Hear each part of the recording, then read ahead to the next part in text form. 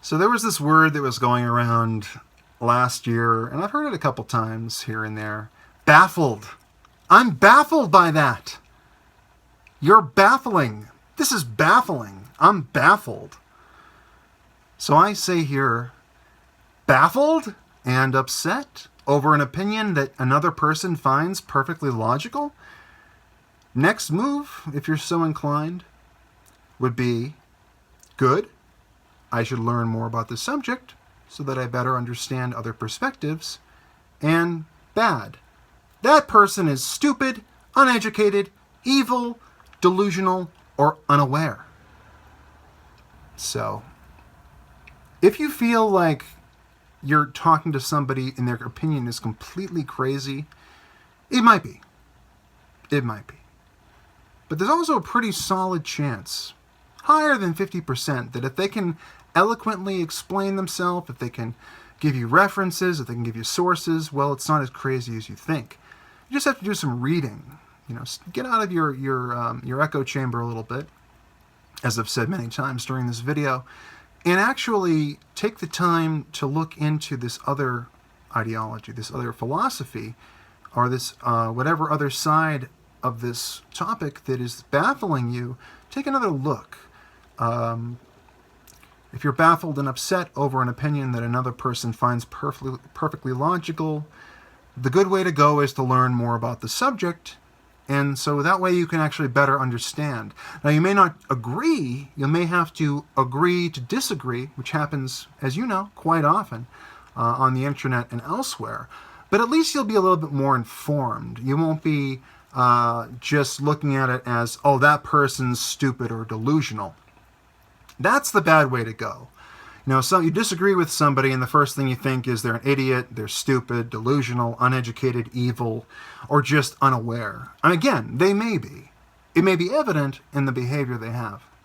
What they're saying might be extremely naive, and there might not be much hope for them.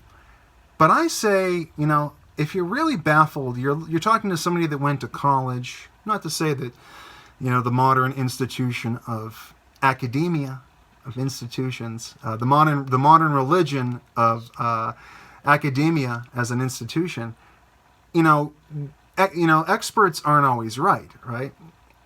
Richard Feynman said that science is the belief in the ignorance of experts. So I say, subject matter experts are likely more informed, but they're not perfect. They're human beings. That said, if somebody's like a scientist or they're a professor, and they're saying something that baffles you, you're just like, how can this possibly be true? I can't understand this. This guy is crazy. There's a good chance that you could do a little bit more research, and that way you'll have a more informed perspective, and again, may disagree, but at least you'll understand that they're not crazy, they just are looking at it from a different angle. So, and of course, in the Scott Adams world, there is the phases of awareness. The first phase, there's 4 phases. First phase is that your side is right and the other side is stupid or evil. The second phase is your side is right and the other side is delusional. And then you have Yanni and Laurel. That means that 2 people can look at one situation and see 2 different things, 2 different perspectives lead to 2 different, like a subjective reality. And then level 4 is woke, spot the trigger.